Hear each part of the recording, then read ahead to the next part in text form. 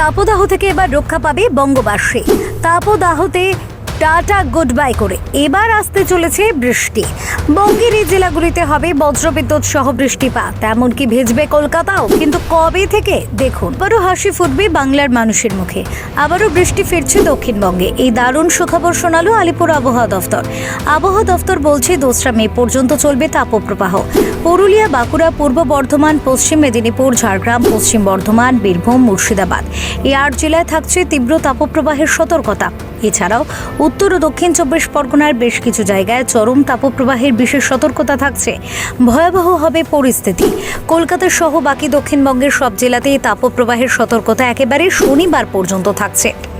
বর্ধমান ও বীরভূমের আবহাওয়ায় আবার এক ভিন্ন পরিবর্তন লক্ষ্য করা যাচ্ছে।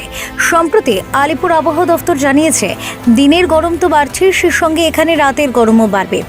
উত্তরবঙ্গে বৃষ্টি চলছে এবং সেটা চলবে। দার্জিলিং, কালিম্পংয়ে আগামী 5 দিন চলবে বৃষ্টি। তার সঙ্গে আগামীকাল থেকে কোচবিহার এবং জলপাইগুড়িতে আগামী 2 থেকে 3 দিন বৃষ্টি চলবে।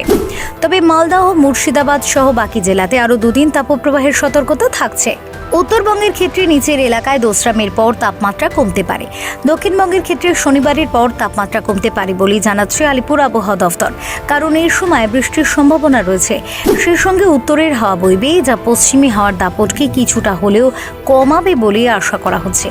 এই আসছে রবিবার বৃষ্টি হওয়ার সম্ভাবনা রয়েছে পূর্ব মেদিনীপুর, উত্তর ও দক্ষিণ 24 পরগনা, মুর্শিদাবাদ, নদিয়া এবং বীরভূমে। বজ্রবিদ্যুৎ সহ বৃষ্টি হবে এমনটাই জানাচ্ছে আলিপুর আবহাওয়া অফিস। কলকাতাতেও বৃষ্টি হবে। ফেরো রিপোর্ট, TV7 বাংলা।